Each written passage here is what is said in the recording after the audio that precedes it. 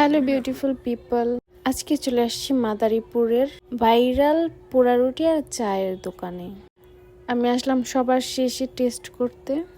বাইরে গুড়ি গুড়ি বৃষ্টি পড়তেছে, তো ভাবলাম যাই একটু ট্রাই করে আসি।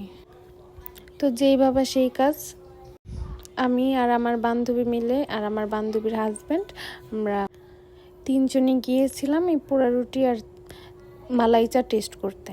তো রুটি পুড়তেছে এখানে, আর একজনে মালাই চাটা বানাইতেছিল বা চাটা বানাইতেছিল আর মালাই দিতেছিল।